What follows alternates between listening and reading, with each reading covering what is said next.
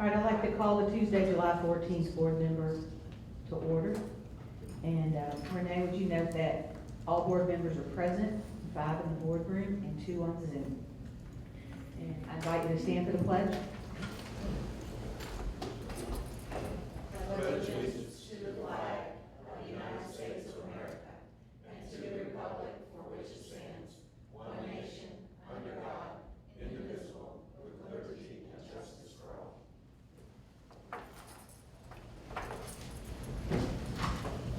Okay.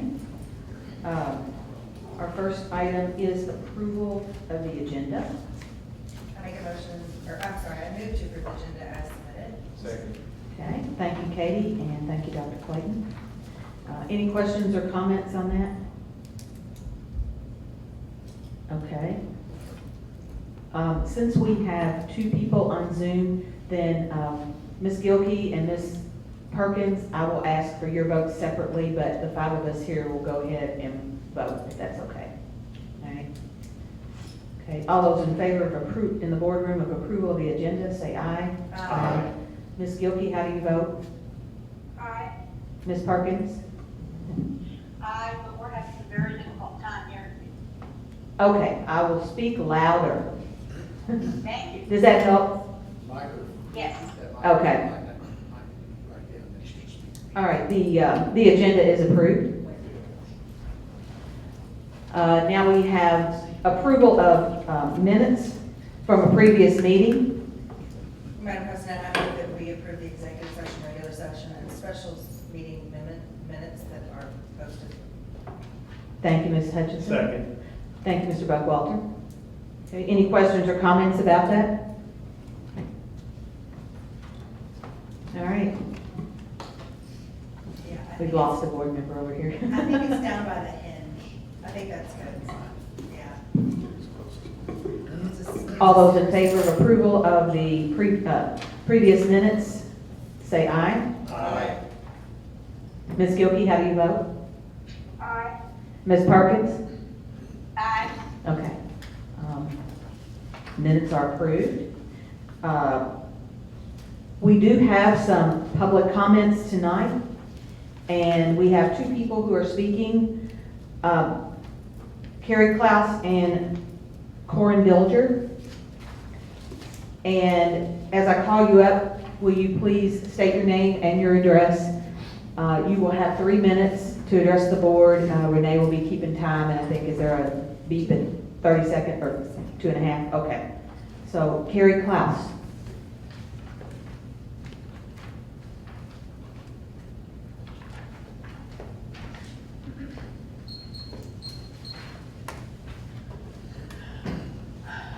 My name is Carrie Klaus, and I live at 1414 East Market Street, and that's in New Albany, Indiana. I have a child that's a senior at Jeffersonville High School. And I, first of all, want to thank you all for hearing my comments and opinions tonight.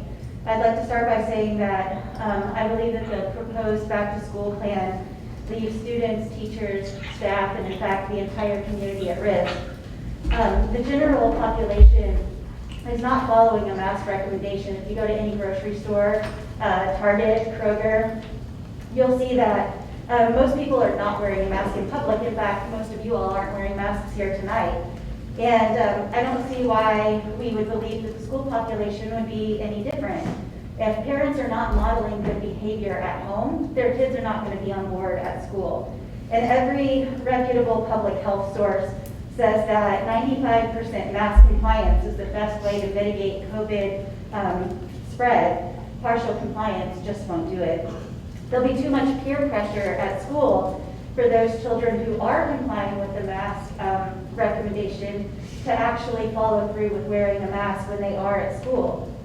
I believe that wearing a mask is the socially and ethically responsible thing to do, and I believe that our schools should be teaching our children how to be good citizens.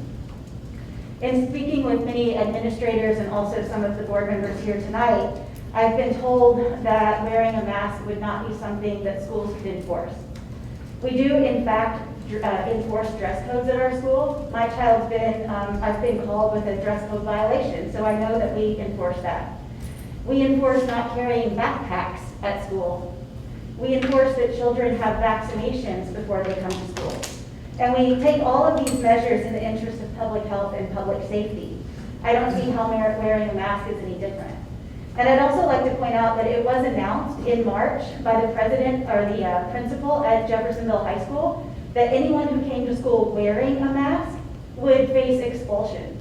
If the principal of school thinks that she can enforce not wearing a mask to school, then she most definitely can enforce wearing a mask at school.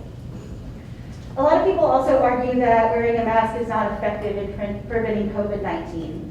However, again, all reputable health experts say that it is.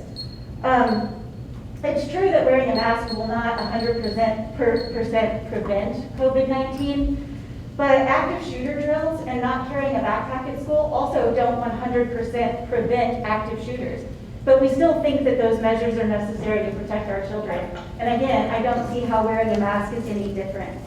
There are too many people that have allowed their political views to overshadow the facts and the science. And I believe that it's up to this board and this administration to set politics aside, to act like the adults in the room, and to take the necessary actions to protect our students, our teachers, our staff, and our community. Thank you. Thank you. Okay. Next, we have Corin Filcher. Is it Corin? Corinne. Sorry about that. And if you would please state your name and address, and then you will have 3 minutes. My name is Corinne Dilber. I live at 2852 Plantation Court in Sellersburg.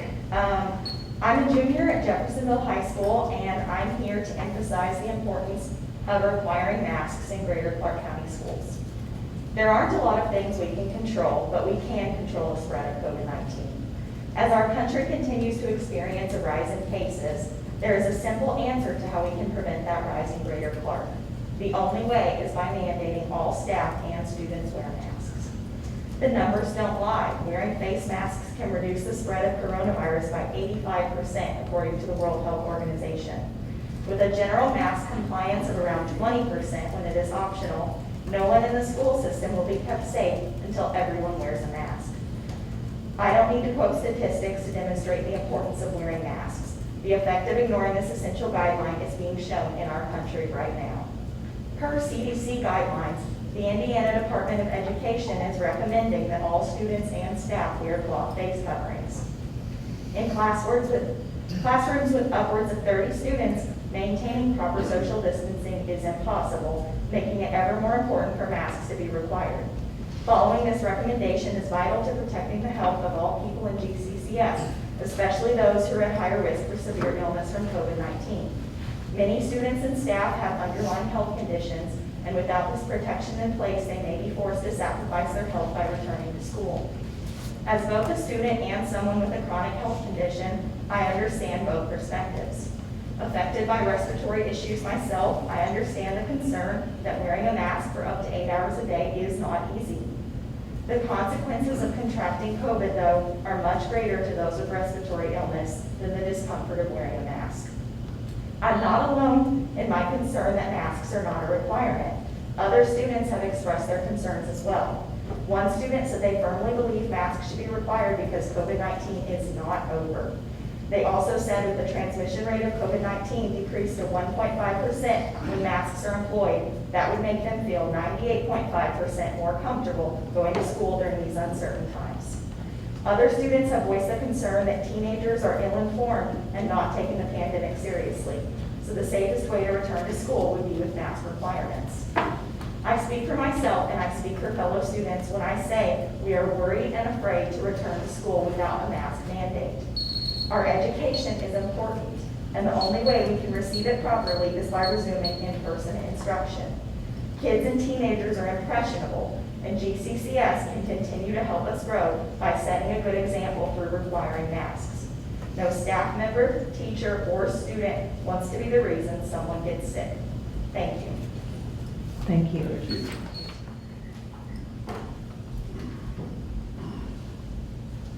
Okay, next we have, okay, the consent agenda. We have a COVID-19 update. I'm not gonna listen to you anymore, Renee.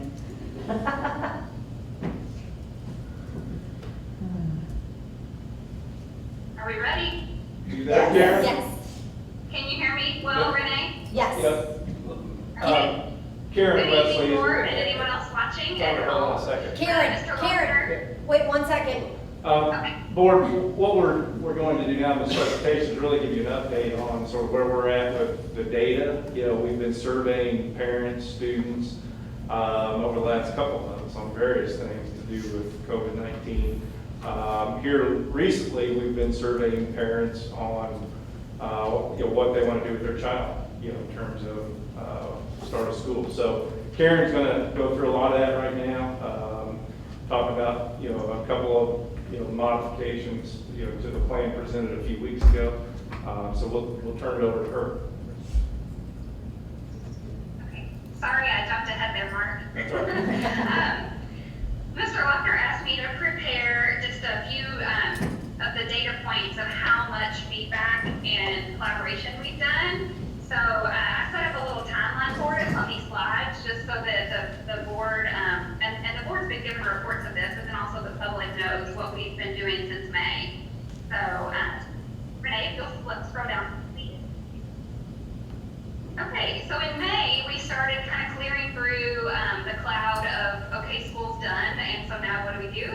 And we applied for and received word that we would be getting the CARES Act money. Dr. Hartledge worked very hard on securing that for us. So we began planning what we were going to do with all the components, you know, how much we're going to go towards technology, programming, PPE, and online textbook access. Everything around that plan was to make sure we protected our students, and then also realizing that our new normal for a little while could be more virtual learning. We'll have to strengthen the virtual learning piece as well. We also began brainstorming our educational model. Those were kind of on paper all through the month of May, even though we didn't release them until June. With a lot of, you know, if this, then that kind of conversation. And then mid-May, when we kind of had that down on paper, we decided, you know, who do we start with? Do we start with staff or start with parents? Let's start with the parents, because we need to know what their confidence level is in coming back to school. To get our staff opinion about that was coming. The parents weren't planning on coming back. We didn't know what to ask the staff yet. So we decided to start with our parents. And we received over 2,200 English responses and 39 Spanish responses to that. Okay, now we can move on to June, Renee. We took all that feedback. It helped us shape our first staff survey, and that went out to certified and classified staff members. 453 employees answered that. And it asked also their confidence level in coming back, as well as just an open forum for them to give us feedback on the different technology tools. Did they feel prepared? Did they think they needed more support? You know, all those types of questions. Then on June 6th, Indiana released the in-class document, and I see a typo there, sorry about that. We began reading through that, multiple pages of information. We created a master planning document for a cabinet. We broke that down into master planning documents for the principals, and we presented the draft of that return to school plan to you on June 23rd. And then immediately upon release of that, we asked our staff their feedback. Some of it was, you know, around the cleaning pieces, where you're taking a team approach. I can't remember who on our team keeps saying this, but you know, COVID around the nation has turned, you know, every worker in America, no matter where you are, is probably doing a little bit different job now than they did before. It's so cleaning will be a team effort, although fully led by our custodial staff. So we did put some information in there, you know, how comfortable did staff feel. We had feedback about the models, and just again, their comfort level, and we let them kind of tell us, you know, the good, the bad, the ugly about where they were, so we can listen to that feedback. And then a couple weeks later, oh no, sorry, I misspoke. Yeah, so we ended up doing 2 different staff surveys. Okay, next page.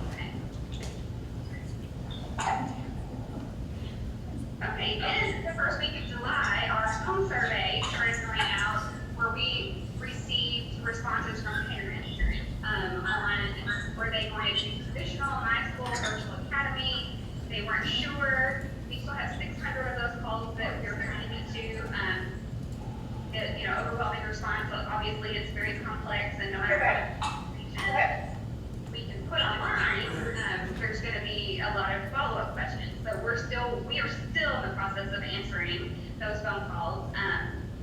But after we released all the information, we also had different avenues in which people were submitting questions online. We actually have a button on the Return to School page.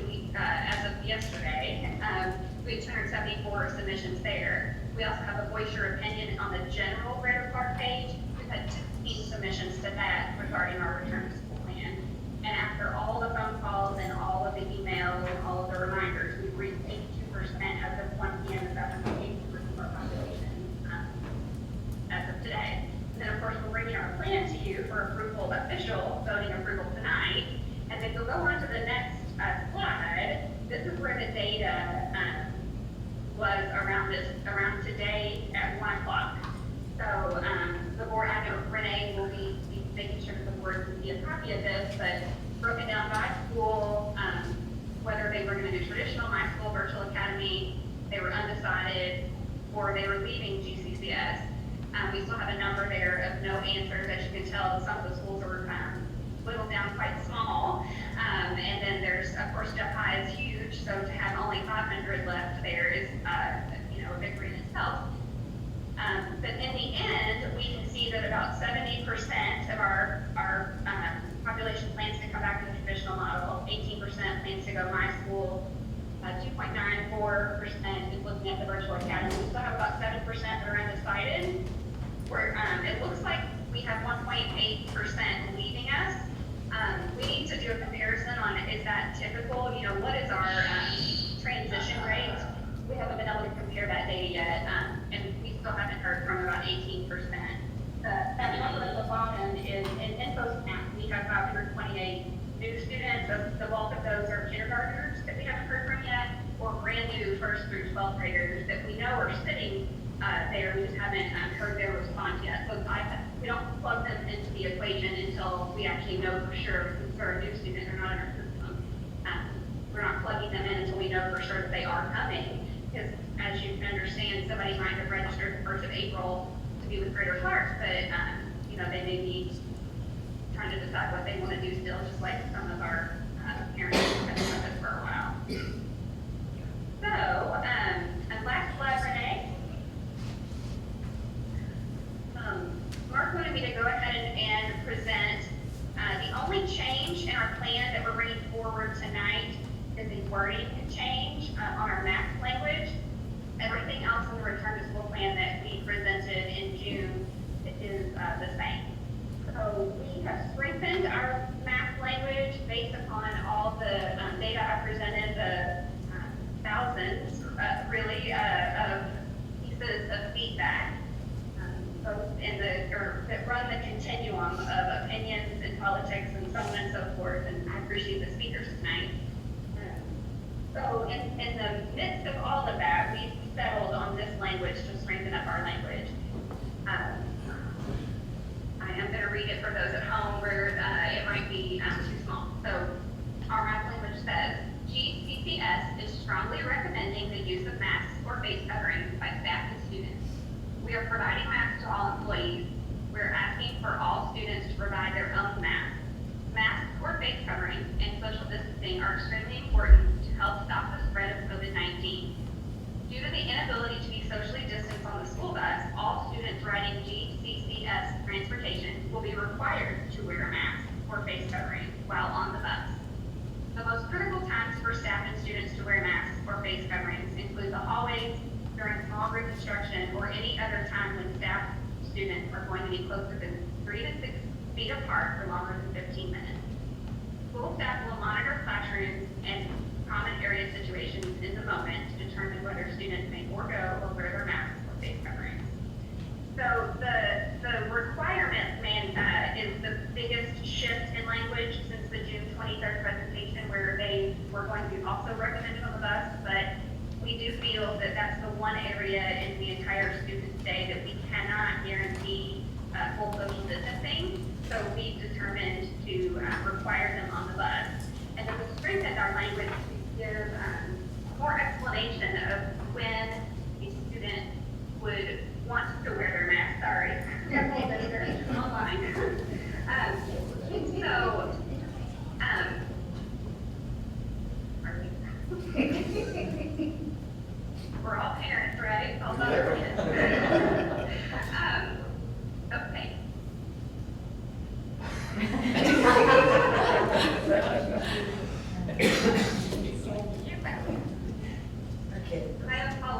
guys. So, oh my goodness. I think we can finish up for her. No, it's taken care of. I Okay. apologize. This is the human side of all of us, right? Sure.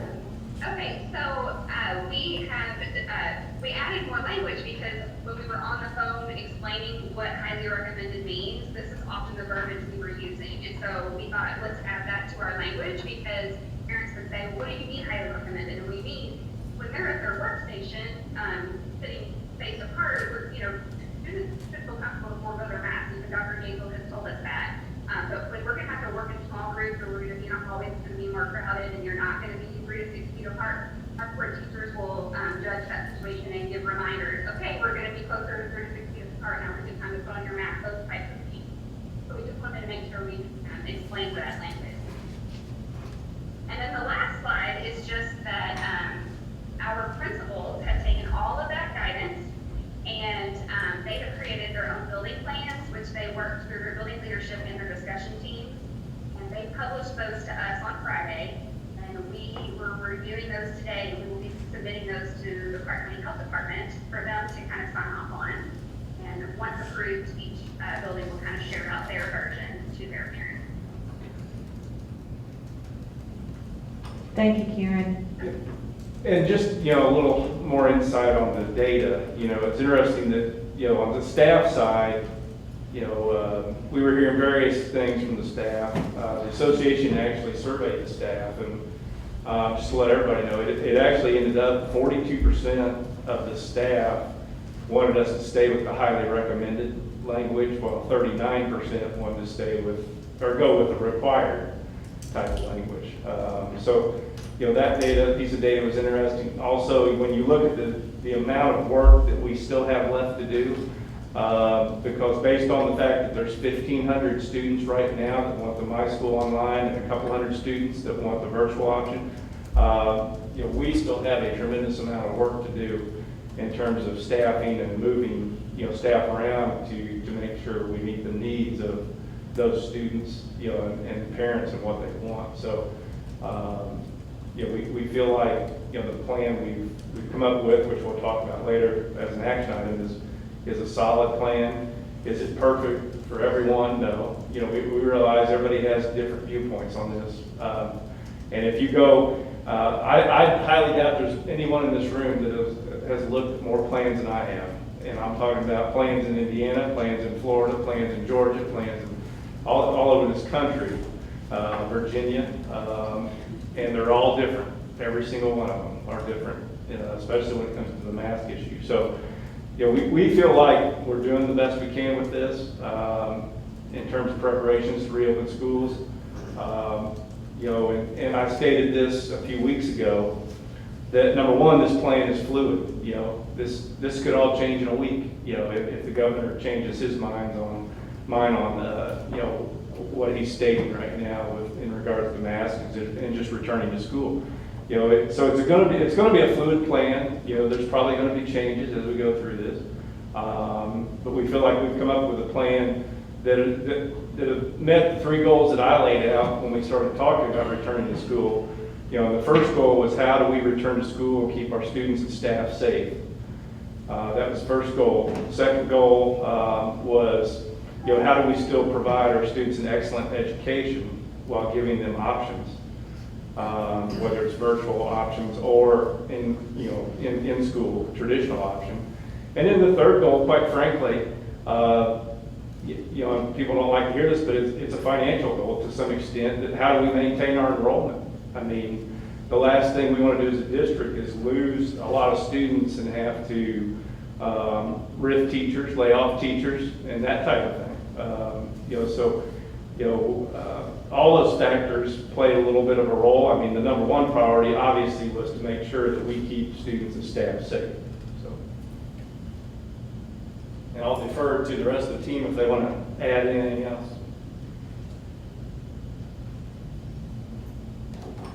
The last thing I want to say, I just can't, you can't begin to believe how many hours we've spent discussing this and studying and researching looking at the CDC plan, looking at the in-class document, looking at the American Academy of Pediatricians document. I mean, we've looked at every imaginable piece of information you can look at.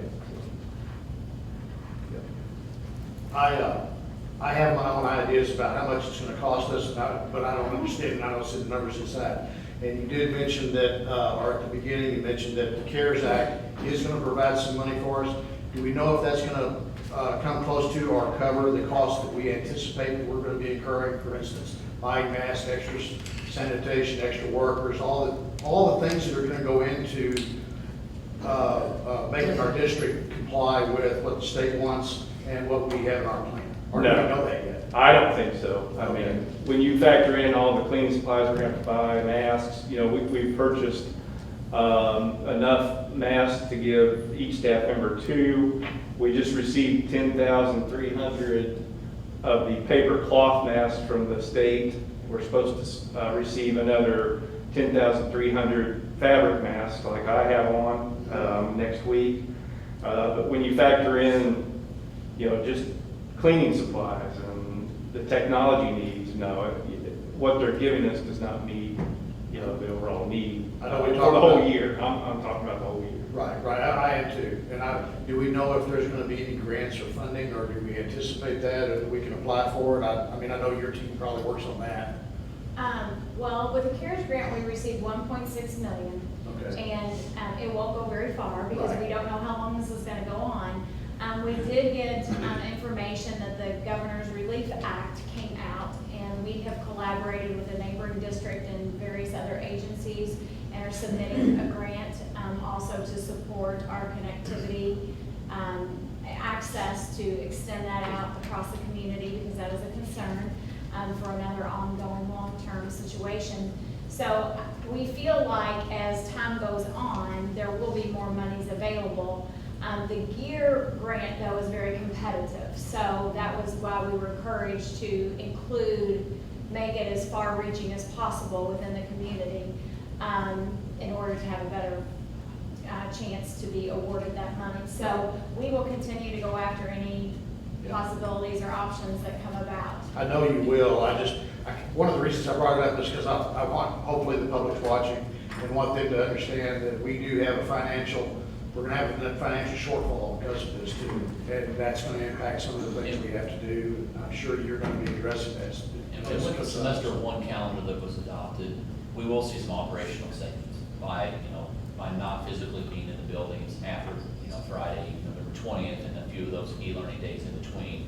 We'll see some operational savings, we'll see some transportation dollar savings that then could help offset some of those increased costs as this continues. So, yeah, I was just, again, I know you guys are doing everything you can, and I understand that. And I understand also that a lot of this is outside of your all's control, but I just want the public to understand that, be able to see the overall picture too, that it's not just, hey, get out there and do it. Because, all of this has amplified the interesting dynamic that you have in Indiana in terms of open enrollment.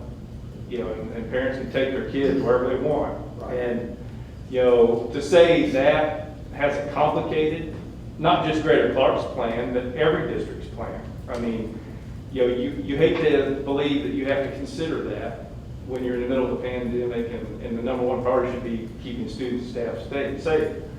But if we're not considering it, it could put us in a deep financial situation if all of a sudden we lost 1,000 students, in those enrollment dollars. So, throughout, as we've gone through this plan, we have shared it with Dr. Yazel, we've shared it with the county health department. We've gotten feedback from him.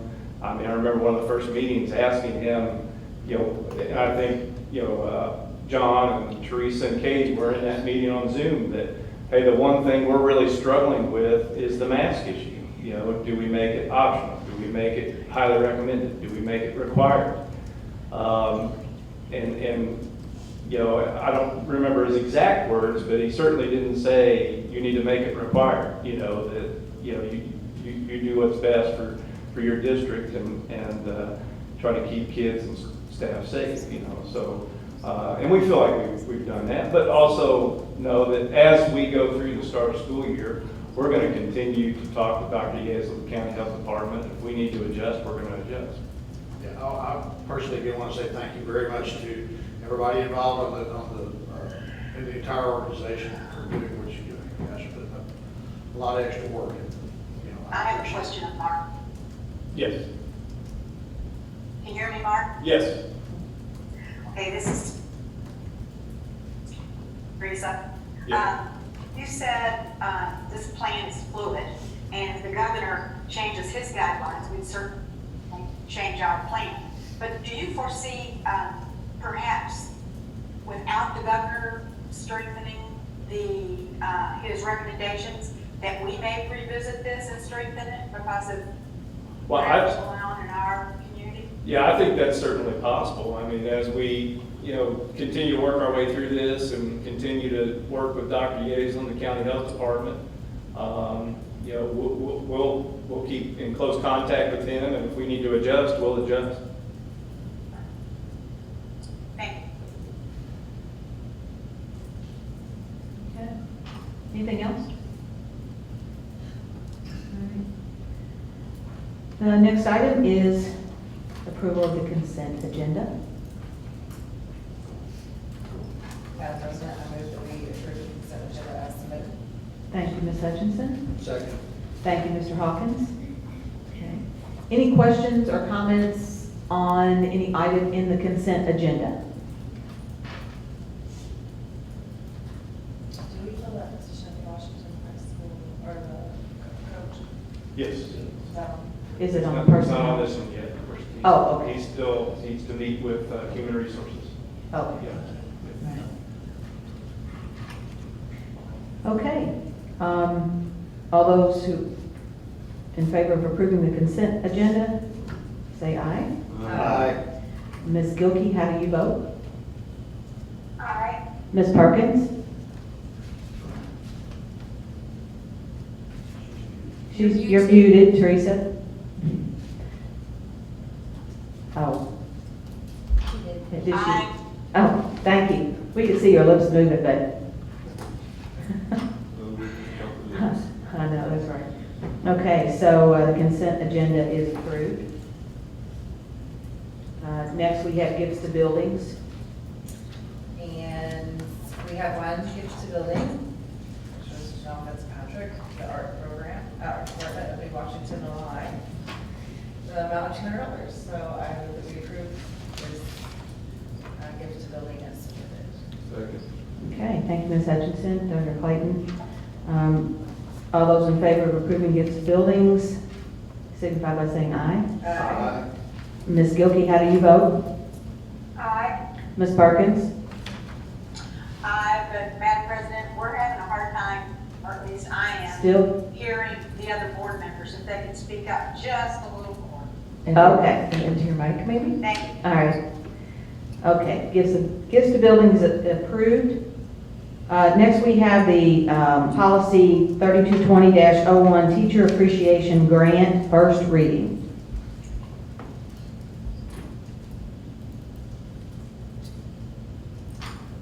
Who? April. Okay. We lost her. Is she at the top or no? No, she's gone. Uh-oh. Okay. Can we go ahead and do it? Yeah, go ahead. Okay. Uh-huh. As you know, each year we have to bring this before the board in terms of what we're going to do with the Teacher Appreciation Grant. This is the first reading for that. There are no changes in terms of what we've done in past years with what we want to do this coming year with the TAG grant. So we're asking the board to approve the first reading here. Or no action needed, but just to go through the process of the first reading here. All right. Okay. Our next item is Student Teachers, Indiana State University. Dr. Hartledge? Good evening, board. Each year we've brought several of these agreements to you. We have several colleges and universities who would like to place their students in our schools. as their teacher preparation program. We greatly appreciate those relationships that have been built through the collaboration and purpose of educating tomorrow's teachers through face-to-face interaction with students in our classrooms. The experience gained by these candidates is both valuable and very professional. Our Greater Clark teachers have given the student teachers a direct glance into what it looks like and feels like to serve as a preschool through 12 clinical teacher. This also helps to support our schools and to recruit future teacher candidates in our district. Indiana State University has asked us to sign a new affiliation agreement with them in order to assign students to our schools this fall. Indiana State wants to update all of their agreements with those community partners in schools. All right, thank you, Dr. Hartledge. Board, may I have a motion? Move to approve the agreement with Indiana State University regarding student teachers. Thank you. Second. Okay, thank you, Mr. Buckwalter and Dr. Clayton. Any questions or comments? All right, all those in favor of approving the student teachers from Indiana State University signify by saying aye. Aye. Ms. Gilkey, how do you vote? Aye. Okay, Ms. Perkins? Aye. All right, and this is approved. Next, we have the 2020-2021 elementary student handbooks. Yes, Board, our handbooks every year are updated with adjustments to them with our policies and procedures. So these are the elementary handbooks that have changed with the law and/or corporation policies. Each elementary school has submitted revisions pertaining to their individual building. The rest of it, we try to keep as consistent as possible, but obviously arrival, dismissal, specific little intricacies that would be specific to each building. The Office of School Improvement reviewed each handbook for consistency within the elementary schools and made revisions regarding changes in law and/or corporation policies and procedures. Copies of each handbook and a summary of revisions are attached for your review, consideration, and approval. An updated copy of the student rights and responsibilities and the 2021 school calendar, which have been previously approved, will be added to each of these handbooks before they are sent to the printer. We will also be publishing Spanish versions as well for our high population of ELL schools. Thank you. Board, do I have a motion? Madam President, I move that we approve the 2020-2021 elementary student handbooks.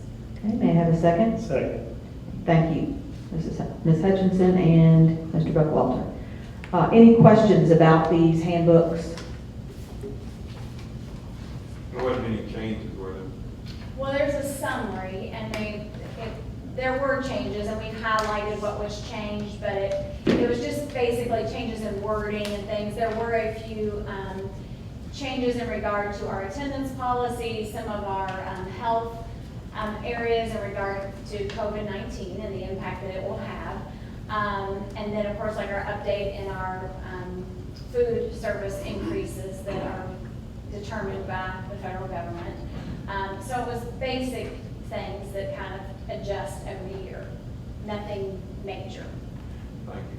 Dr. Hartledge, do you know, I'm sorry. No, go ahead. Do you know within our student rights and responsibility handbook, I know we addressed the COVID-19, but is there any language in there regarding a teacher that requests the child in a small group setting, whatever, to wear their mask? I mean, is it that specific? It's not in the student rights and responsibilities, but I will tell you that we believe as time goes on that we may need to publish an appendix to this specific to things that might arise that we would bring back to you for approval. And when this was developed, Sure, understand. you know, things have changed in 3 weeks. I So when understand. this was developed, it was more, like I said, the attendance policies, which we obviously know that we might have more Right. kids who are absent, whether they're just in quarantine. Yeah, and I didn't want to put you on the spot, I feel like to give a teacher a little more authority to saying, look, now we're doing a small group, we'd like that, you to have that on. I think we kind of heard some of that, and I got some emails regarding that, but Thank you very much. Right, and also, we know, we have students, very diverse populations. So we do have students with developmental needs, with Sure, severe I understand. disabilities, who have, who are on the autism spectrum. So it would be very, very almost painful to them Sure. to have that covering. So there's a fine line Sure. in what our guidance would be on that, but certainly we would take every angle in But yeah, consideration. I would think that administratively, this one child at a time, so you don't have to talk to a parent about another child's IP. You just have, Absolutely. So yeah, but thank you. I didn't want to get that deep into it. I think that might make some people who are listening feel like, Sure. thank you. I have one question, and it doesn't apply to whether where I stand on this, but you mentioned about printing these. Do we print a copy of one of these for each child or each student? We do, and in the past, we've actually created almost a big spiral bound document. Okay. And so we have alleviated that in an attempt to cut our expenses. And so we will just be printing, there was a planner as part of that. There was a student planner. So they were rather thick, and not all of our, Ms. Wesley did a survey with the elementary. We only did it for elementary schools. For secondary, we do not. So we are going to a much smaller printable document. So we are saving an extraordinary amount of money from what we've done in the past. Do we, since all of our elementary schools, I think other than second through down, I don't think they take their Chromebooks home, but the rest of them do, don't they? Grades 3 and up, but we have purchased additional devices with our CARES money. Right. So we will have them for all students, grade 1 through 12 at this time, and then we also will have some available to kindergarten if needed. In the future, would it be a feasibility to have them on electronic format on their Chromebooks? Possibly. This was just a progressive step Right, to I go from what understand we we used got to to work do. slowly. So, we feel like in this day and age of virtual everything, Right. that certainly would be something that we could possibly consider. It kind of hit me, so I just thought I'd ask. Thank you. Okay. Any other questions about this item?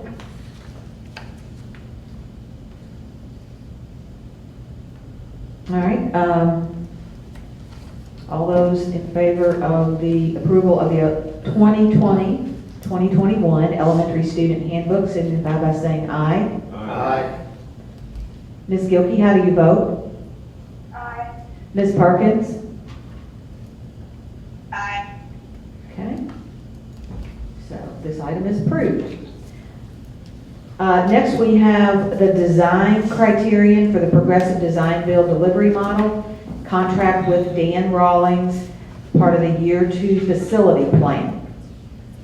Good evening, Board. The superintendent recommends approval of the hiring of Dan Rawlins to perform a progressive design building delivery model for the Phase 2 portions of the project that will be discussed in greater detail as we move forward with this process. We'd like to recommend that, and the scope of services that Mr. Rawlins and his firm, K2M Design, will provide to us include provide design criteria developer services per Indiana Code 5-30, and owner's technical representative services for the progressive design build delivery of the project strategic acquisition plan, including schedule, a TRC formation. That TRC stands for the Technical Review Committee. Some of you may be familiar with that because you may have been a member of that when we did the Franklin Square Elementary project, or you talked with members that were voting members of that TRC. And he'll also perform market research and recommendations for strategic use of design build best practices in the procurement process. Drafting of all legal and public notices for publication and posting by owner, RFQ documents, design builder qualifications, evaluation of those documents, RFP process and documents, proposal evaluation and award of the design build contract documents, technical review of design builder's Phase 1 report and recommendation for award of Phase 2 progressive design build services, and complete procurement process documentation, which would include but not limited to agendas, meeting minutes, etc. And I do have on a Zoom, I have Dan Rawlins, available. Dan, we appreciate that you're adhering to that July 1st hands-free rule. I know that you're driving, or you were. You're home now. Great. So we can entertain some questions on Dan. Okay. Board, may I have a motion on this, please? Move to approve Dan Rollins to perform the progressive design, build, and delivery model. Okay, thank you, Mr. Buckwalter. Second. Okay, thank you, Mr. Hawkins. Questions or comments? Can I make one comment just to add to what Chad said? This involves, the three main projects that this involves are the classroom additions at Utica Elementary, the locker room, concession stand bathrooms at Jeffersonville High School, and then locker room, concession stand bathrooms at Charlestown High School. Those are the three, big pieces of this. So, just want to make sure everybody understood that. I had, okay. Oh, yeah, go ahead. Yeah, I had sent in some questions. Unfortunately, I don't think it probably had time to be looked at correctly or extensively. And I don't know that it's fair to Mr. Rollins to try to go through all that right now because they were contractual issues under the other terms and conditions part of the agreement. Were you able to pass that on to Mr. Rollins, and are we in negotiations on any of those or discussions about those? Yeah, absolutely. Dan and I had a conversation over Zoom today, and Mrs. Gelmaker had highlighted some of the concerns I think that came through from you. So Dan, if you want to talk about some of those, on pages 3 and 4 of the proposed contract and what you propose of making some alterations and changes. Yeah, I didn't see anything there that couldn't be worked out. So any approval that would be subject to review by administrators and council or anything like that, I'm sure we can work through all the things that were highlighted. I think we need to have a conversation to properly understand what the concerns were so that we can adequately address them.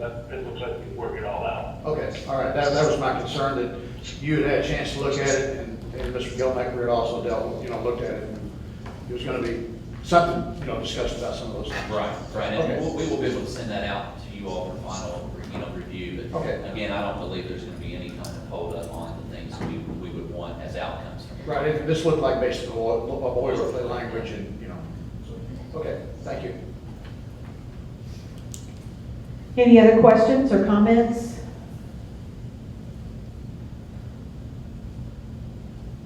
All right.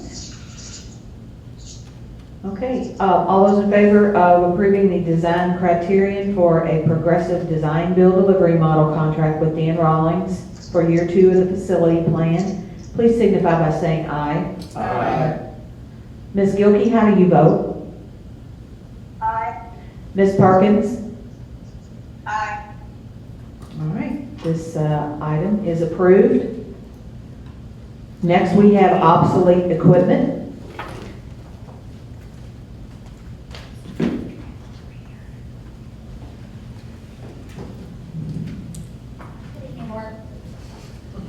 Tonight, I'm seeking approval for recycling of obsolete equipment. Attached to the board documents was a list of obsolete equipment to be picked up for recycling by Oscar Winsky. It's an Indiana-based company that handles recycling for schools and businesses throughout the state. We do not anticipate to be charged for the pickup of these items, and unfortunately, nor do we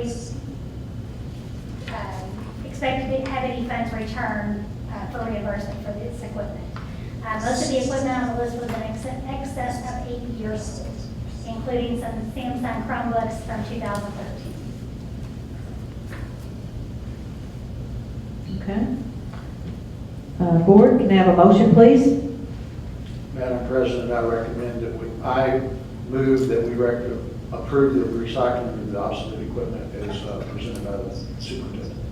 Okay, thank you, Mr. Hawkins. May I have a second? Second. All right, give it to Buckwalter. Thank you, Mr. Buckwalter. Any questions or comments about these items?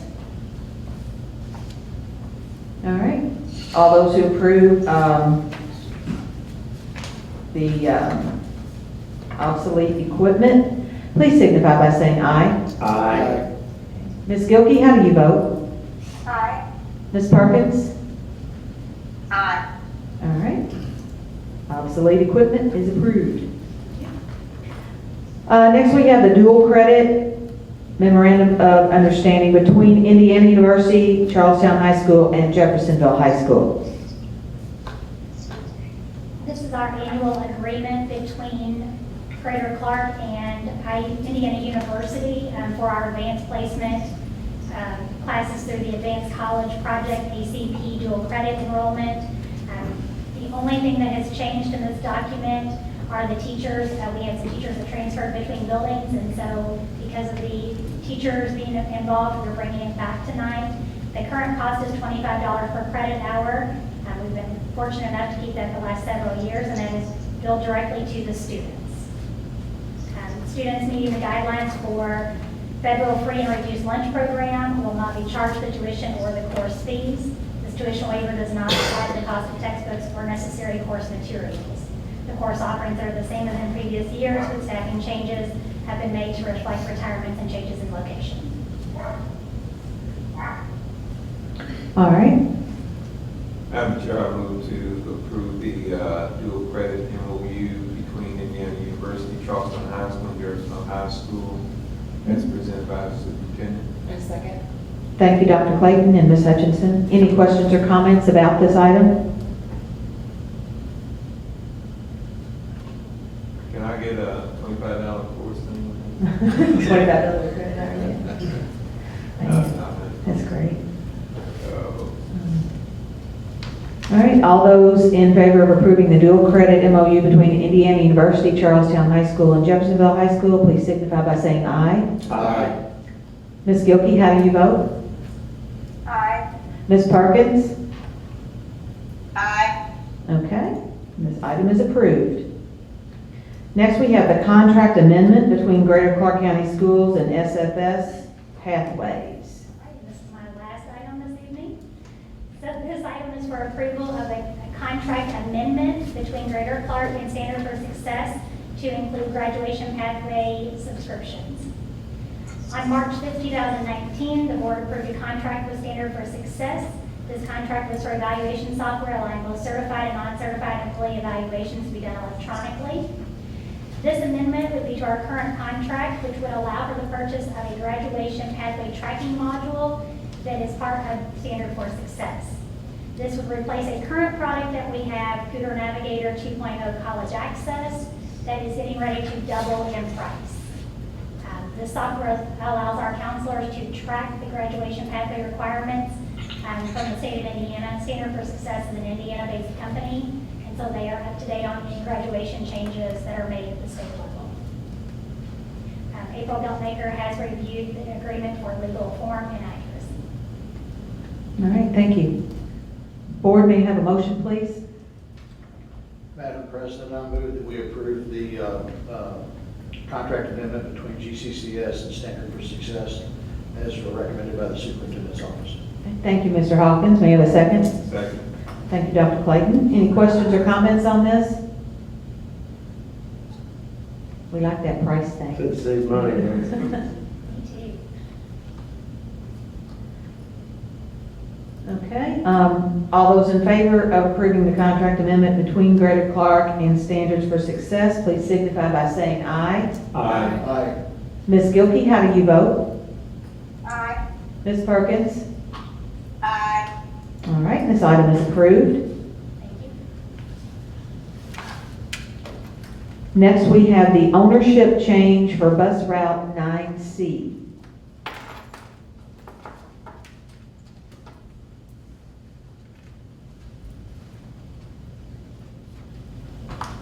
Good evening again. So we're not going to be saving any money, but we're not going to be spending any more money. So I promise you that. So this is just a standard boilerplate that happens from time to time when we have a contractor who no longer desires to own the route. What we bring to you tonight is Jerry Beth Caudill, the current owner of bus route 9C in Charlestown, has asked to change ownership to Amanda Hobson. She would like to take over that ownership for the 2020-2021 school year.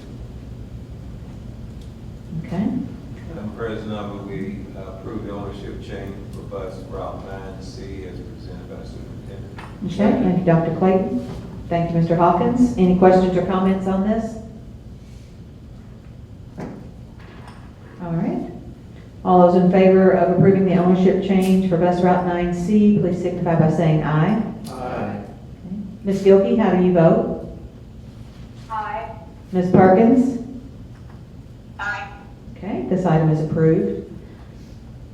Next we have Coors Franklin Square Elementary School change order. Okay, as discussed at the work session on May 19th, the GCCS team and board added scope to the Franklin Square Elementary School project that began in November of 2018 by bringing in the cafeteria stage and outdoor stage area, which was intended originally in the scope of the contract to all take place inside of Nahant Fieldhouse. That change in scope, the addition of the cafeteria stage and outdoor stage, which is now its own separate square footage, no longer inside of Nahant Fieldhouse, and the unknown major exterior west wall repair to the existing, what used to be the old Jeffersonville High School PE gymnasium. It would be that west wall. So after an in-person meeting with CORE regarding the change order in mid-May, all in attendance, which included myself, Jamie Lake, Mr. Loeffner, Tom Dykle, and CORE representation, we agreed to the $153,215 change order amount. The attached is the official change order document submitted from CORE for board approval. Also, I've attached documentation that leads to that $153,215 amount in form of a PowerPoint and Word document as well. Madam President, Mm-hmm. and you know, I don't believe in change. But this was necessary. Move that we approve hold on just a second, I lost my thing. Coors Franklin Square Elementary School change order. Okay, thank you, Dr. Clayton. May I have a second? Second. Thank you, Mr. Hawkins. Any questions or comments about this? There was an additional change order that is not on here, correct? Or was presented? Additional amount, right? That CORE is taking care of? Yes, yeah, Okay. there was a lot of services were provided that they took care of, and that was in that. Right. The line items Yeah. of those amounts were in that Word document, yes, ma'am. All right. Any other questions or comments about this? I'd like to make one comment if I could. I think everybody here knows it, the public may not know it. I'm a proponent of the delivery process called design, bid, build, meaning it's the standard that we've done in this industry for the last 120 years. Given that that is becoming one by the wayside, I agreed with Mr. Loeffner that I think the progressive design build is in my opinion, a positive compared to a standard design build. As Mr. Shank and Mr. Loeffner know, I had some comments about this, and we worked through all that. But I think for the public, the progressive design build moves some of these decisions into framework where it's part of the criteria, and the organization, the ownership of Greater Clark will make more of these changes and determinations previous to even pricing the project. So we look at less of these possibilities. So that was it. All right, thank you. Anything else on this issue? All right, all those in favor of approving Coors Franklin Square Elementary School change orders, please signify by saying aye. Aye. Ms. Gilkey, how do you vote? Aye. Ms. Perkins? Aye. Okay, this item is approved. Thank you. Thank you. Next, we have Care Docs Student Health Management System.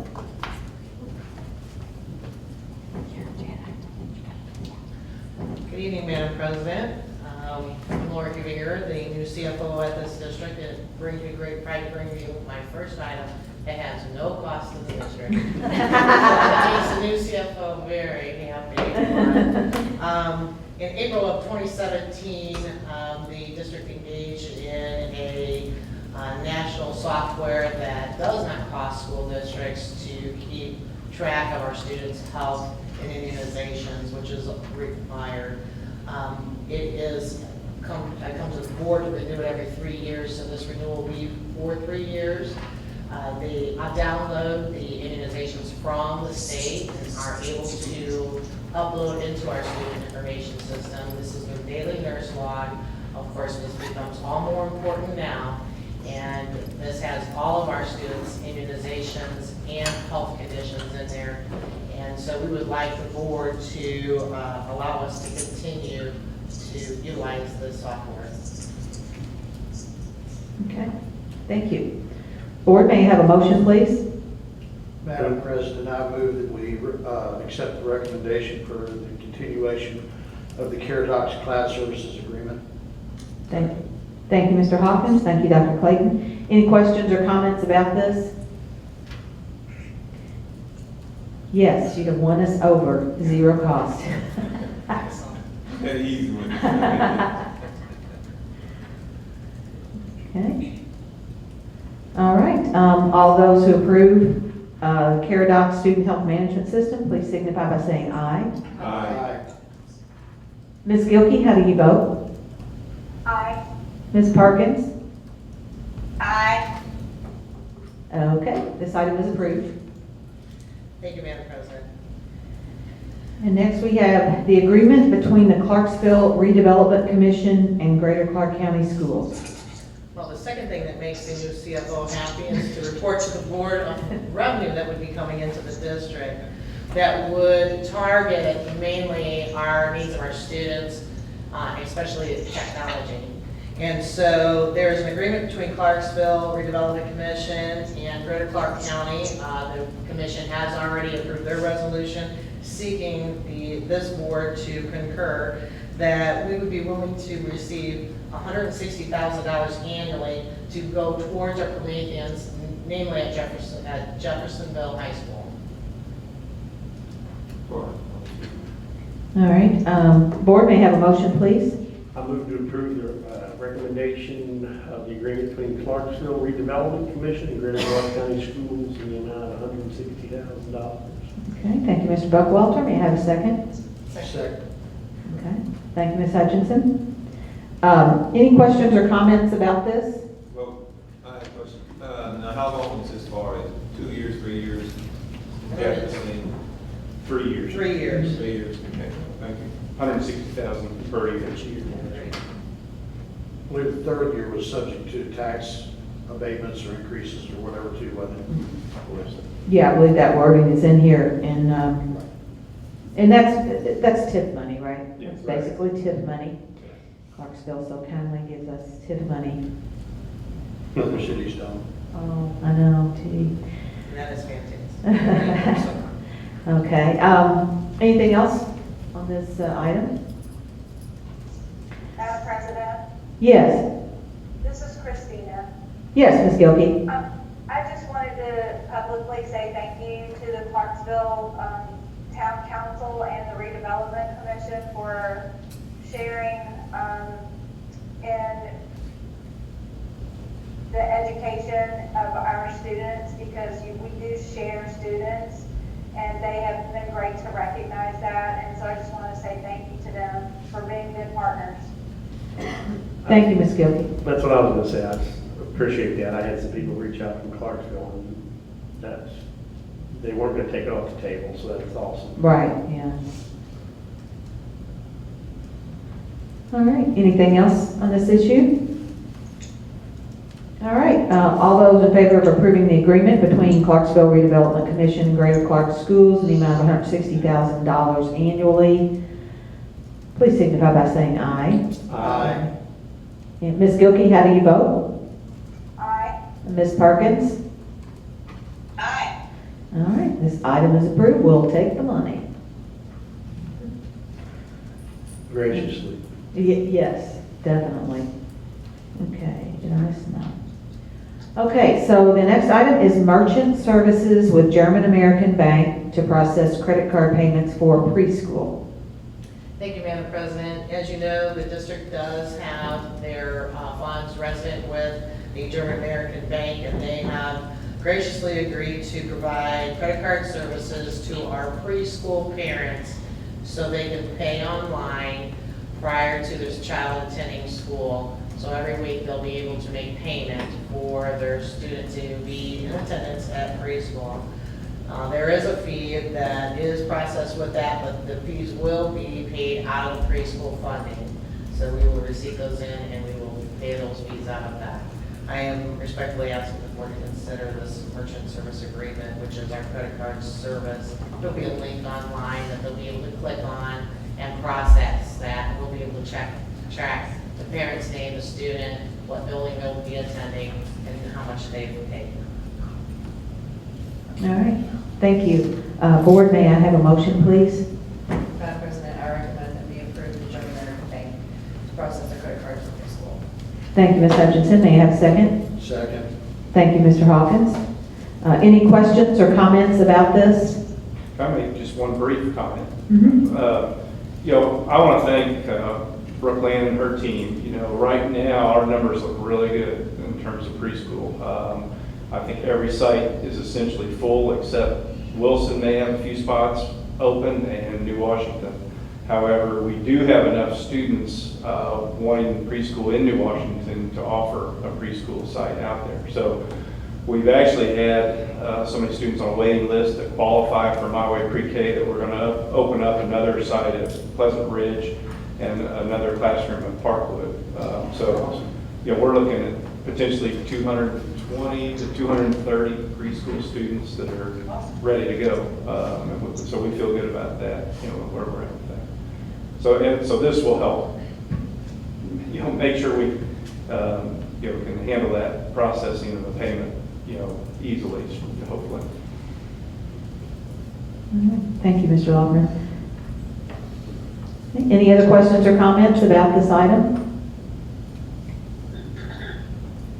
All those in favor of approving the merchant services with German American Bank to process credit card payments for preschool, signify by saying aye. Aye. Ms. Gilkey, how do you vote? Aye. Ms. Perkins? Aye. All right, this item is approved. Thank you.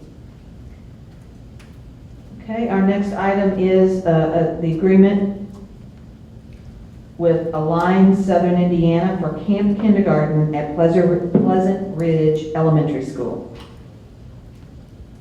Hey, this agreement is with Align Southern Indiana.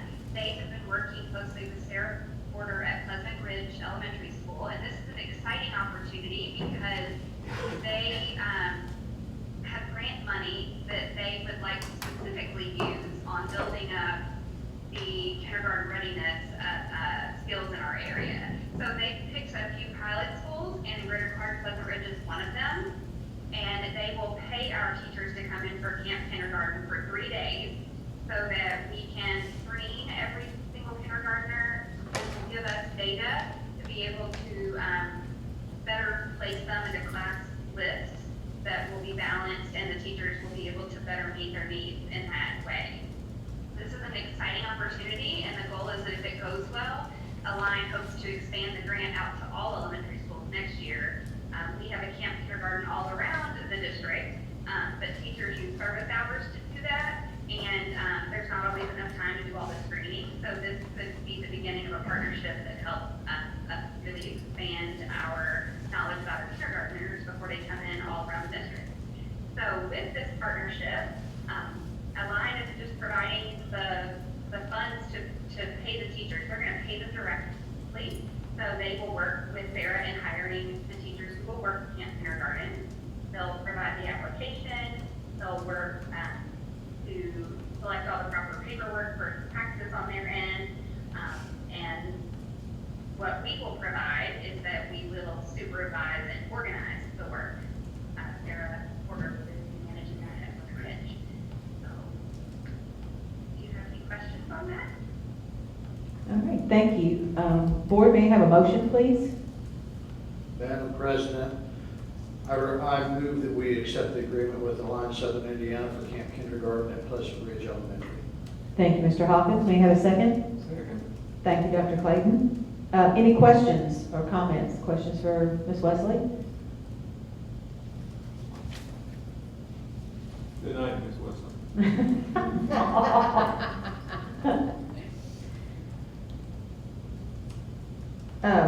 Karen, I think I do have a question.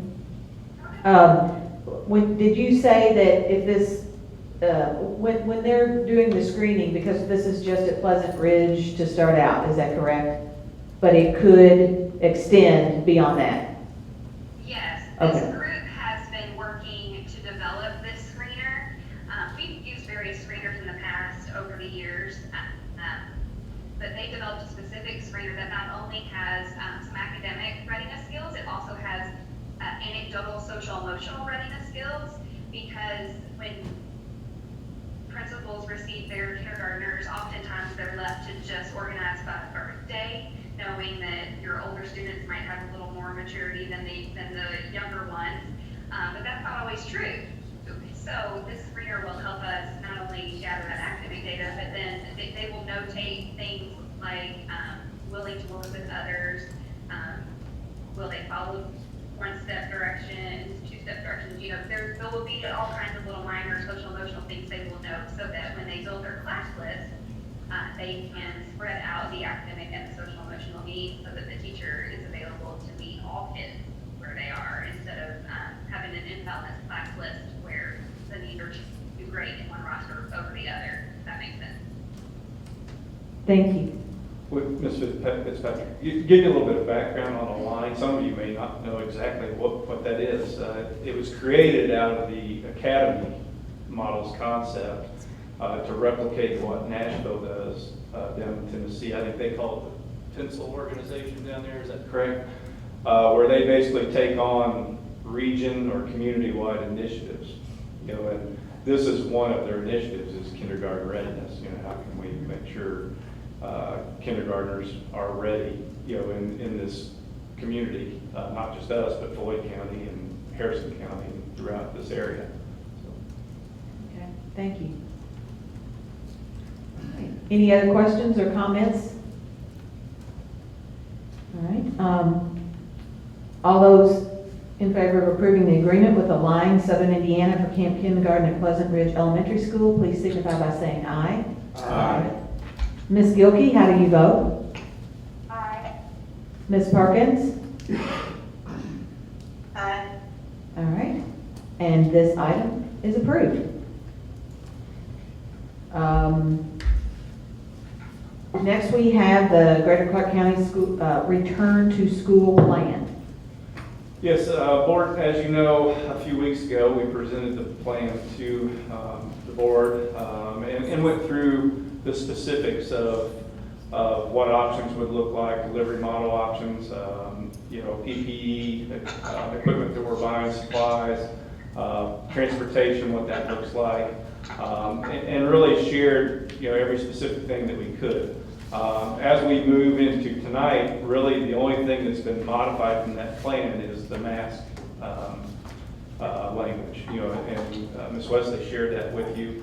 As I said earlier, when we started this process 2 months ago, and over the course of the 2 months, we've had three main goals.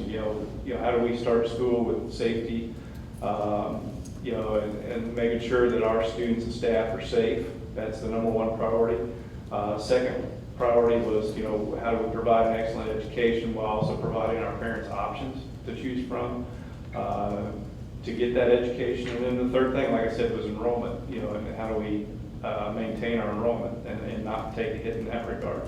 So we feel like we have a very solid plan. I think, we all agree up here that if there's any school district out there that's saying their plan is going to be 100% accurate and they're going to get everything right, there's no way they're telling you the truth. Because, we've seen so many changes just since we presented the plan to you 3 weeks ago. For one thing, I can tell you that just came up last week is now the DOE is recommending that, we prop our doors open and let fresh air in. Well, that goes against safety and security of securing your buildings and doors. So I don't think, there's one plan out there that's going to be perfect. And we've done the best we can, so we're asking the board to formally approve the plan tonight with that modified mask language in the plan. Okay, thank you. Board, may I have a motion, please? Madam President, I move that we recommend that we approve the return to school plan as presented by the superintendent. Thank you, Mr. Hawkins. May I have a second? Second. Okay, thank you, Ms. Hutchinson. Questions and comments on this issue? I have comments. Mhm. Since we met for last week, it really wasn't too bad. Well, first off, what I want to say, Mark, I want to thank you and the cabinet, because I know you put a lot of time in this. And regardless of how I vote, it's not a vote against the cabinet or superintendent. It's what's going on in this country. We got Japan now, don't want soldiers to come in because they feel like we are not following the guidelines to hold down the stars. It's been stated that masks are very important. You see on TV where they did the cultures. If you just cough into this thing, if you have a mask on, or if you have the regular blue and white, it shows where the culture is on, where you just cough and the bacteria builds up. And on the mask, you have hardly none. It's imperative that as a person representing children, to consider what some will do and what some won't do. The safety of the children are number one. We talk about who's leading. I mean, you have laid out 3 plans for the children of Greater Florida. Now, the one thing that I look at is that if a parent didn't want their, and I know we're talking about a person's right to do what they want to do, but then when we talk about the rights of those that want to wear the mask, do we separate those kids with the mask and put all those that don't want to wear a mask together and let them fight for themselves with the virus? And, you know, it's been shown, and, you know, this is an ongoing learning thing for even the scientists as well as the doctors in trying to curb this thing. Now, when I look at it, I have to look at it in this respect. If little kids are asymptomatic and carriers, and they interact with each other and they get it, or take it home to their parent or their grandparent, then who's at fault? As the young lady from Jeff High School said, she has a concern. As I walk the neighborhood talking to some of the adults, they don't even want to go anywhere without a mask. I'm sitting there with a mask on speaking with them. This is very serious. We're talking life and death, over 135,000 deaths in this country, not counting around the world. So when we talk about what is good for kids or how many kids we will lose, I don't worry about what we lose, because if people don't want to be here, then maybe we got too many schools, and we just improve on our schools for those who want to be in Greater Florida. Now, that's my own personal, professional opinion about how you look at this. I don't want to take any rights away from anyone, but I don't want people that want to go to school to have their rights taken away, to be caught up with the virus because someone decided that they want to step in and have the illness. So I'm just saying up front, I cannot support what's happening this last few days, this weekend, where California, Florida, all those that decided to go and jump out because we're trying to get the economy back. It didn't make any sense, and we're paying for it. So we're not paying anything because we're not dead yet. Someone has died on this. People are struggling in the hospitals. So for that reason, I will be voting no. I will be voting no on on the fact of the mask, but I've got to vote against the whole program to do that. So I want you to be very clear. I believe that we should wear the mask. I strongly encourage you to wear the mask. That has no bearing to some people, because people are not considerate of others. What this virus has done is it's put us families at the dinner tables. It's got us walking up and down the streets together. So those are good things that have happened. But the thing of it is that we're impatient people. So for that, I will yield to someone else. Thank you, Dr. Clayton. Okay. I am, no. Okay, I've gone both ways with this. I feel much better about the way this language is, and I know the cabinet has worked very hard on that. One thing I would like to see is that, like we talked about, I mentioned to Dr. Hartman, just to strengthen, or maybe the appendices that went on to that Student Rights and Responsibility Handbook, that would, give a teacher some more, leverage to do what they needed to do, considering lab classes, Project Lead the Way, where those kids are working in really close proximity. I would feel really good about that if then at that point, then the process of whatever that principal put in place could be disciplined, because at this point, we know from going everywhere that, not many people are wearing masks, but I feel good about it with that in of its, and then put in place. The other part about it, I think it's going to be really difficult with kids that have IEPs, like Dr. Hartledge had mentioned. That's a privacy issue. So you have, having been a disciplinarian in schools, you have a kiddo that has an altercation with a kiddo. One has an IEP, one doesn't, and you've got to issue different consequences because of that. And in that regard, it's going to be really, really difficult to say, when I don't know exact percentages of our kids that are on 504 plans, IEPs, that sort of, I don't know the percentages, but I would think what would be 20%. Our special ed percentage is right at 15, 16. Okay, and then you add the 504s to that. Yeah, exactly. So those parents in and of themselves, if they don't want their child to wear a mask, they just have an ACR, or they have a meeting, convene, and say, look, my kid's not wearing a mask. Well, will they wear a shield? So I think this gives us some teeth and a little bit of latitude too for the teachers. So for that reason, I will support this. Ma'am? Go ahead. Yes. Ms. Perkins? Is that you, Ms. Perkins? Yes. Okay, yes, ma'am. Can you hear me? Yes. You're, Yes, ma'am. Okay. yes. Unfortunately, there's been a strong recommendation for masks in lots of places and for lots of times.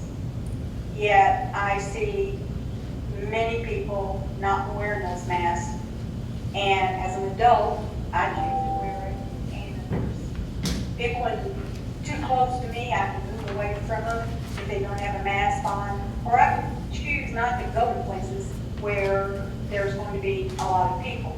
But our students can't do that. And we're talking about consequences, like consequences of money, will we lose money, consequences of having to discipline students if we require masks, consequences of the students that have a IEP.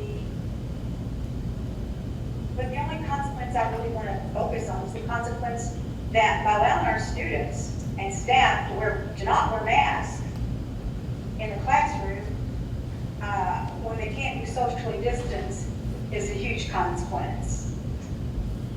I believe that last statement, and I would like to say that I know the amount of hours that went into this have been immense.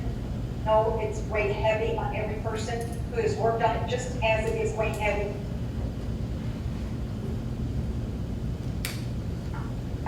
But if we look at the back of our nameplate, it says it's this decision is for kids. And I don't think that this plan is good for kids. I really don't. And I think that last statement, school staff will monitor classrooms and common area situations to determine whether students may forego or may wear their masks or face coverings.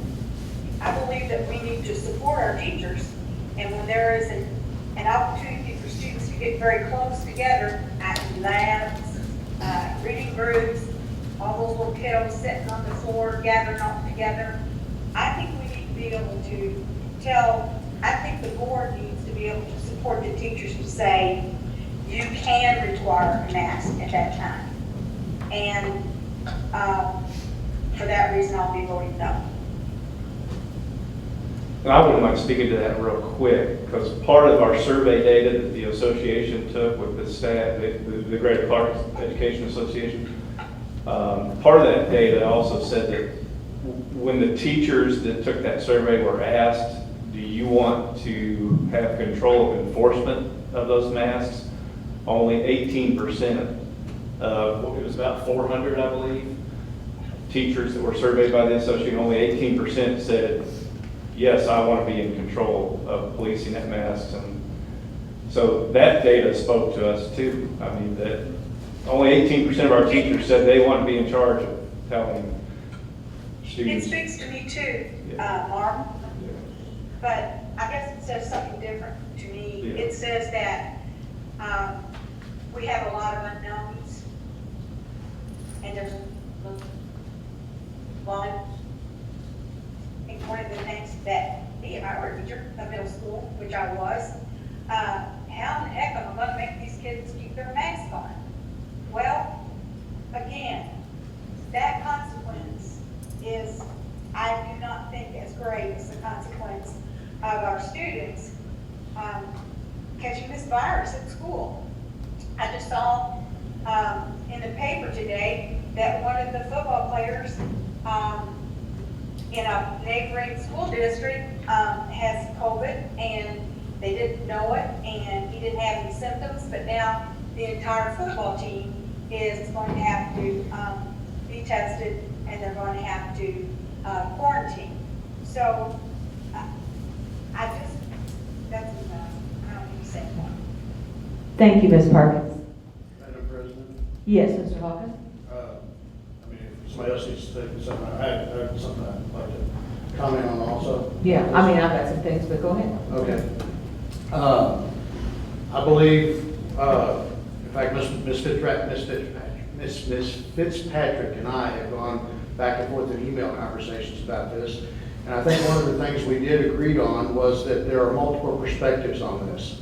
For each study that comes up, that, for instance, Dr. Clayton said that he has seen documentation that shows wearing a mask reduces the amount of contagions that are dropped onto a culture for growth.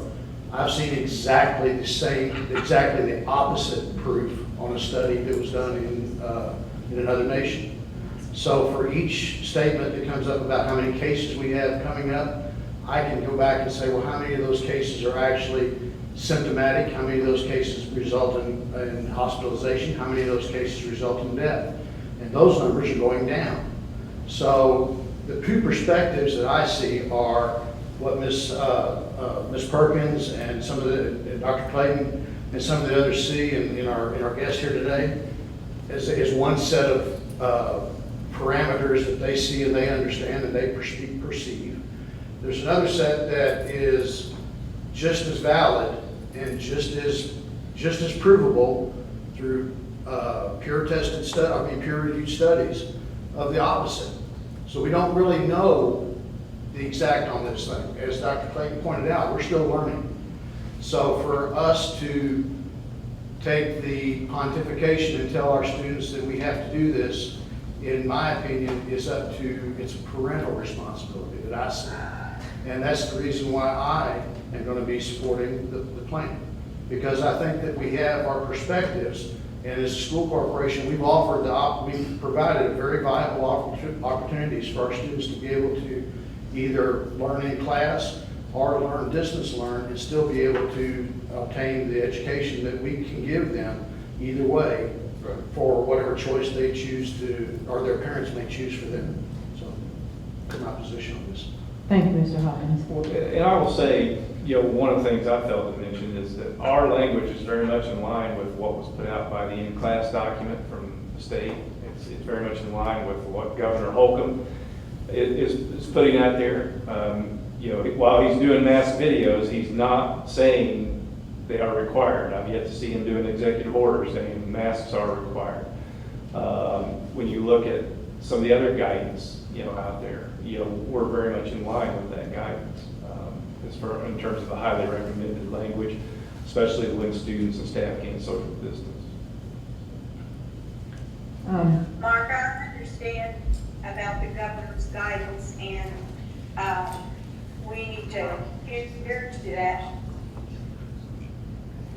because we can't be stronger than his guidance. And I just think that our school corporation, it's always been, in my opinion, one of the best in the state, and I just think this is something that I don't think we weigh on the governor's guidance. We do what we feel is right for students. Madam President, I would like to speak. Okay. I know you have, I wasn't going to say anything, Go ahead. but She gets the last word, she's I have a hard time keeping my mouth shut. It's a hard time to be a board member, and I can't even imagine being a superintendent right now. I own a small business, and everything is just, it's crazy, and we do want to open up the, economy and things like that. But I do want to say a couple things. The three of us started off with masks up here. You only put yours back on because I told you to, because you just sat there and gave us a speech about wearing masks. Well, you weren't wearing a mask. Well, exactly, that's what I'm saying. Like, you took it off because you wanted to be heard. Mark took it off, I watched you while you were first giving the thing, you touched your face 7 times in like 35 seconds. And so there are pros and cons. And to what Bill was saying, instead of looking at all of the data and making our mind up, sometimes we make our mind up and then go and search for data that will support our positions, because we can both find them. I know why teachers don't want to require masks. I've also been a classroom teacher, and you're going to spend all day, no, don't do that, stop touching that, put your face back on, why are you wearing it like that, stop touching his face, and it is going to take away from instruction no matter what you do. We're just trying to minimize it, and we are trying to do the best we can, and I like that, because we went back and forth to that, and Felix, Mr. Felix called me too. We actually got in a very heated discussion about it, but it was good and it was productive. And then I'm the one that asked him actually to survey the teachers. You asked them, ask their opinion, and we did survey parents. And I know that parents, I know we can't count on parents. I heard some, scoffs from audience when Bill said that. But I want to be able to count on parents. We really, really, really need to. So I will be supporting it and understanding that it's fluid, understanding that we do need to support, you can't just say, oh yeah, kids will wear them, and oh, the teachers will be fine. They won't, and so when we do make that step, if we do, and Clark County, I watch the COVIDs very closely. I have elderly parents, well, not like super elderly, sorry, elderly, I have parents. She's like a point on it. Same age. I've been watching the Clark County cases and the statewide, it does a little different story. I was in Indianapolis a couple weekends ago, and it's very different. There are a lot more masks. A lot more stores wearing masks. And one of my sisters got really upset. She's like, well, I don't want to go in there. And that's fine. School is a place where It's kids. a hotbed there too. It's Marion County's Oh, yeah, it was. ferocious and it's kids. It was my sister's You mentioned older parents. For anybody that doesn't know, I have a 94-year-old mother that lives with me. Her mom's like 107. How old is she? She's 92. When I wear the mask, it fogs up my glasses. I'm running into people in the store. So it's so much bigger. Madam President. All right. I'm sorry. The thing of it is that everybody's got I got it. Yeah. And Right. It's just like when we talk about special needs students. Well, you know, in a plan, you can have exemptions. Exactly. Okay? And I didn't see any exemption because everything doesn't cover everyone. Just like with the mask. Yes, the teachers can control that in the classroom if they're properly spaced and say, okay, now it's time for the mask. But it's not really saying that they have to wear them. So, you know, and I know this about little kids. They don't like to be segregated. If Johnny's got a mask on, I want one too. Now, high school's a little On the bus, they're gonna have to. Yeah. See what I'm saying? But, I understand. But little kids, they like to be alike. Now, I don't know what school some people are in, but I know little kids are little kids. Right. And the thing of it is that they do follow the teacher. All students are not disobedient. Correct. So, you know, the only thing that we're looking at sometimes is well, what's the parent saying? Well, to be very honest, we don't have a good percentage on, there's 7,900 people that didn't even take the survey. So out of 2,200 people, you're not talking about 50% response. Like I say, whoever wanted to respond, they did it. Y'all did a yeoman job. And spent a lot of time. So basically, like I said, it's just the fact that I just feel like that, hey, these masks are, you know, they're killing everybody, but stop and think, you know, they used to have the COVID-19 situation where they presented the program. The vice president come out and he didn't have anything on. The doctors didn't have anything. But once it got close to them, everybody's got the mask on now. Now when they start talking, they take it off. But you see a difference. There Take it is. off. If you take it off, you're defeating the purpose of it. That's right. Because speaking, Okay. everything goes. That's right. It's just like the, just We like. haven't seen them One all. more- No, one I more mean- second, one more second. Okay, It's just like you said about opening the doors. Well, you open the door so you can let air out, not keep it contained, so I yield. now, everybody has talked except Madam President. Go ahead, It's Madam my President. turn, and I'm gonna use all the time from all year that Mr. Hawkins and Dr. Clayton have used. I see both sides, or all sides of every issue, which can be a blessing or a curse. I think in this case it's a curse. One of the things that I have seen are, again, there are lots of data from reliable sources, and we have to look locally as well. Initially, I wanted to require them across the board. As I saw numbers, as I talked to April about legalities, you know, and everything, that doesn't mean I just flip-flopped, but I wanted that language stronger, and that's where we proposed required on the bus, because we're not just talking about masks, we're talking about social distancing, and that is impossible on a bus. And, you know, I could not have supported it without that line, but that line to me made a whole lot of difference. We are looking at a community here trying to work for these kids. The parents do bear some responsibility for saying, here's your mask, take it to school, your teacher's probably gonna ask you to put it on when you can't be far away from little Johnny. The other thing is that when we talk about no choice, we do have a choice. One of the first things that Greater Clark did was create 2 other options for educational delivery. Are they the best options in the whole world? Well, to some people they are, and to others, no, they're not. But they are options. The option 2 is a 9-week commitment. So people can actually use that and watch what happens, so then they might feel more comfortable sending their kids back to traditional school. The virtual academy is an option. It's a 1-year commitment, but especially for high schoolers, and I know how that works, high school wise, the program I've used quite often. You know, we're looking at California and we're looking at Florida, and we're not California and Florida right now, thank God. I think it was this morning or yesterday, Dr. Yazel put an update, a very lengthy update.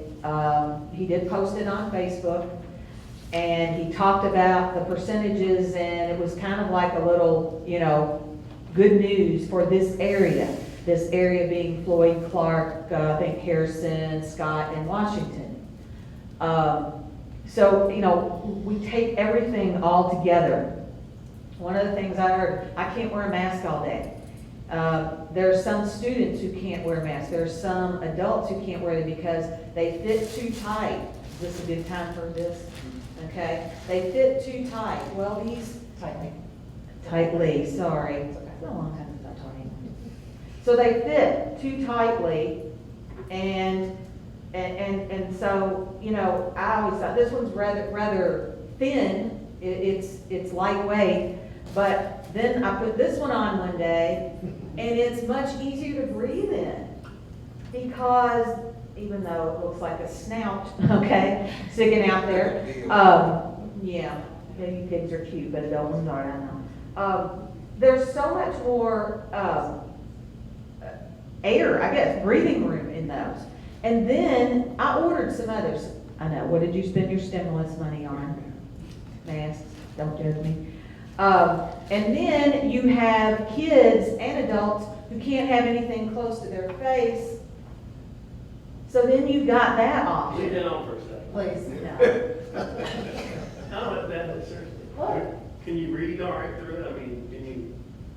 Well, with my glasses maybe. Yeah, okay. Can you wear glasses and that? Yeah, because that gives some. And then you have those for kids. And this one's already promised. There'll be a young man in our elementary school wearing this one. And then this came in the mail and I thought, I don't know what that is. And thought it would be, and then I rode my bike and wore this, and it was amazing how lightweight it is and how easily you can breathe in that. So I sort of did a little bit of research yeah, thanks a lot. And then there's this type that again bikers wear. Of course, they're going 60 miles an hour. I'm pedaling, so I'm going about 60 miles an hour. Like 45. Right? Yeah, right, yeah. So these, and then they come all the way down too, and they're very lightweight. So there's so many options for people who say, I can't wear a mask all day. It hampers my breathing. It's too close to my face, you know, and there are a lot of reasons for that, especially with our kids on the autism spectrum, people with sensory issues. But there are options, and, you know, I know that sounds like I'm saying everybody can wear a mask. Well, they could if they wanted to. I think we have to look at the fact that they are not required, they are strongly recommended, and our teachers, like any issue, will be able to.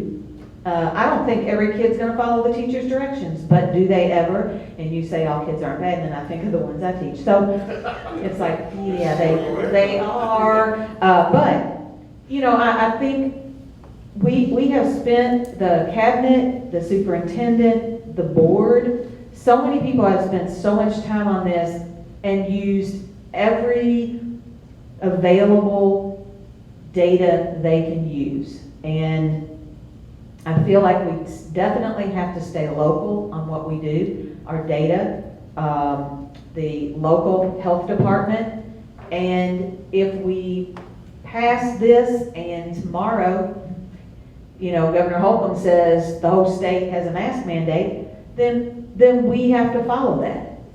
At the same time, until that happens and until we become a hot spot or close to it or start to see that rise, you know, I feel like I can support this plan. Madam President, you ever watch Shark Tank? You have any samples for us to check out? These are Amazon. I didn't create them. Oh, yeah. What about this one? I actually kind of like that one. Kind of like that. And that's foam. Can you imagine sneezing in that? Well, guess what? They should wipe it off. But I saw these other options, you know, for people who are like, I'm not going to wear a mask, and because I don't want to, because, you know, and these are other options that people could do and not feel like they were, you know, hampered and still be able to, you know, follow the teacher's directions if they ask. I know that each of our schools, each of our principals have come up with a plan, and it's very specific to their school, and I know that's also different. And so I feel like, you know, I can support this plan. If things change overall in our state, then we're gonna have to follow that lead as well, or even locally. So, thank you. All right. So, for the approval of the, number 14, the approval of the Greater Clark County School Return to School Plan. Mr. Buckwalter, how do you vote? Aye. Ms. Hutchinson, how do you vote? Aye. Dr. Clayton, how do you vote? No. Mr. Hawkins, how do you vote? Aye. Ms. Perkins, how do you vote? No. Ms. Gilkey, how do you vote? No. Okay. And I vote aye. So the vote is 4-3. So that item is approved. We do not have any public comments on non-agenda items. And so, can we skip board comments? Yes. No. Do we, board, are there any, do you have any comments, Mr. Hawkins? Okay. Dr. Clayton? Welcome to Greater Clark. Glad to be here. Ms. Hutchinson? Okay. Mr. Buckwalter? No, thank you. Okay. Ms. Gilkey? Yes, I do want to just thank everyone for the time and effort that they are putting into making our return to school attempt to fit everyone's needs. I know it's hard. I know it's put in an ungodly amount of hours. I know you probably question lots of the decisions, but I just want to say thank you. The education's a thankless job anyway, for the most part, but I think it's important that your board recognize you all for the work you're doing and just say thank you and keep doing your best. Thank you, Ms. Gilkey. Ms. Perkins? Ms. Perkins, did you want to make a board comment? Oh, I'm sorry, I couldn't hear you. Fell asleep there for a second? Hello? Okay, we can hear you now. Okay, thanks. I think some exciting news is that we're going to be doing a ribbon cutting at Franklin Square Elementary, and I think it has the 27th mark. July 27th, I believe. Yes. Okay, Yep. and I hope a lot of people come. All right. Thank you, Ms. Perkins.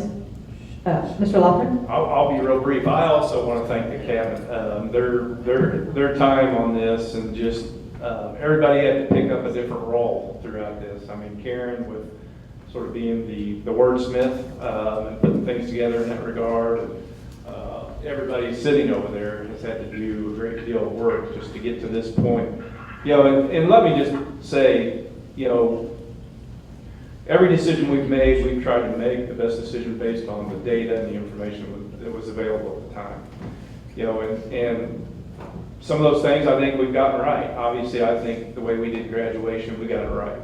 You know, because other school districts are still trying to have graduation, and I'm glad we're not. I'm glad we did what we did. I think canceling proms, I think we got that right. You know, and if, like I said, if we don't think we have this right as we get going through the school year, then we'll make a correction. And that's the way I see it, you know, and you know, we want our students and our staff to be safe, you know, and so that is the bottom line. Thank you, Mr. Lofgren. Renee?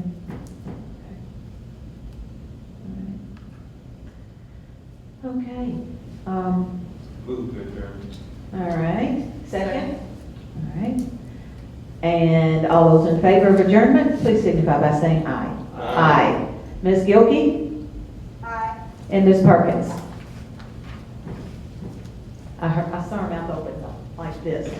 Oh, she's muted herself. We still have enough votes to adjourn. Thanks, Marcia. Thanks for everything.